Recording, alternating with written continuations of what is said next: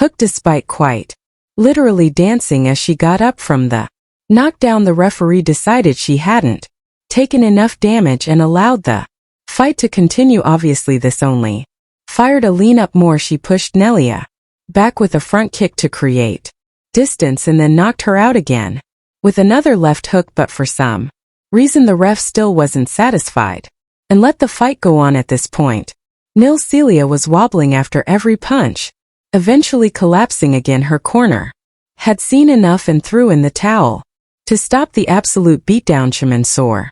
Ty Heron vs. Aline Pereira. Glory 75. Aline faced the experienced Chaman in a strategic battle. Chaman attempted to utilize her evasive footwork and counterpunching abilities, but Aline relentlessly cut off the ring and pressured her opponent. See who won that first round. Not a lot of action. FRE giving it to Pereira. Ty more counter fighting. It's tough because she's the shorter fighter, but that's where she's got to use her. Aline's aggressive style forced Shaman to fight defensively, allowing Pereira to land clean shots to the body and head throughout the match. Aline delivered a perfectly timed spinning back kick in the second round, drawing cheers from the crowd and staggering Chammy. Momentarily Aline Pereira won by unanimous decision. Her professional debut in Glory Kickboxing came on November 16, 2019 against Crystal Lawson at Glory 71.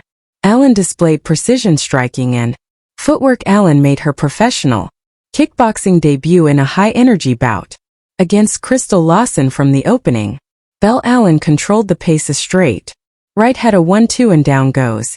That's that long straight S punches I talked about, with sharp jabs and a variety of kicks to the legs and body. She demonstrated excellent footwork, constantly circling and avoiding Lawson's counterpunches. Crystal attempted to pressure forward but struggled to land clean shots due to Aline's head movement and defensive awareness. Despite Lawson's attempts to counter, Aline's relentless offense and tactical control ensured a clear decision victory. Punches. Oh, another knee. And that is it. The referee waves it off. And it was easy. 59 seconds into the fight, this one ruled a technical knockout for your winner. Applause. Al facing the veteran Tiffany Van Sust. Aline entered as a dangerous contender, but met her toughest challenge yet.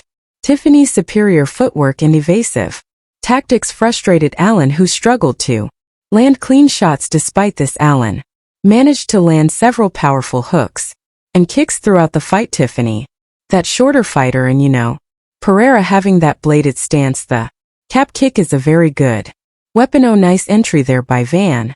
Shifting started as a southpaw, then she's trying to step forward into orthodox hell power. However, Van West's experience and tactical adjustments gave her the edge on the judges' scorecards. In the final round, Aline landed a powerful left hook that visibly staggered Van Soest, but it was too late to change the outcome. That's the one thing she's going to learn, is how to mix her combinations up a little. Big right hand for who's going for glory here in the F.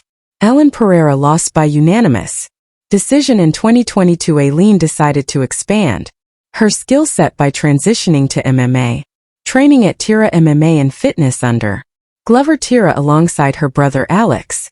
Aline aimed to conquer new challenges in the flyweight division. Her debut came on November 18, 2022 at LFA 147 against Helen Peralta. Despite a valiant effort, Aline lost via unanimous decision. This setback, however, only fueled her determination in her MMA debut. Aline showcased impressive striking skills but struggled with Helen Peralta's grappling and clinch control.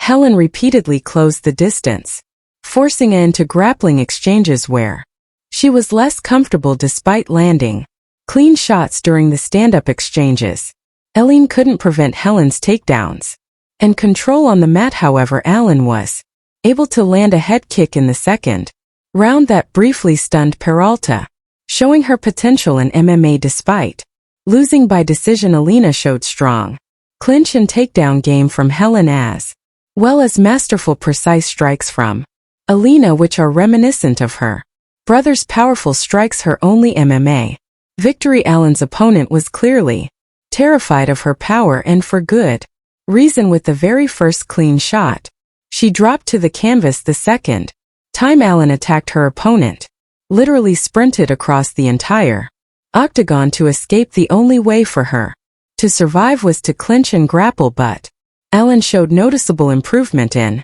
this area, refusing to be taken down.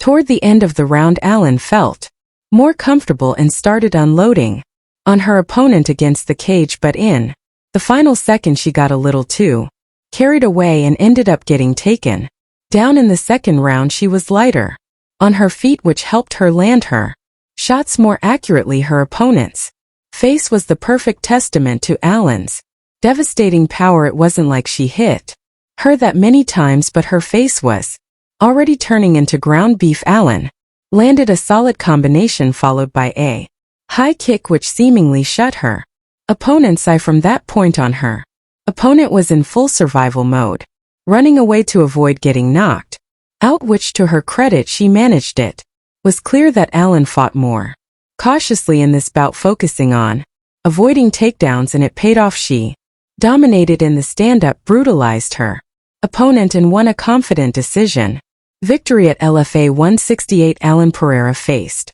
Cheyenne Bowers. Alan started the fight aggressively, but Cheyenne Bowers quickly adapted by closing the distance and using the clinch to minimize damage. Pereira attempted to regain control several times, but her lack of experience in grappling became evident when Bowers started taking her down to the ground. Cheyenne methodically imposed her game plan, utilizing takedowns and ground control where Alan had clear weaknesses.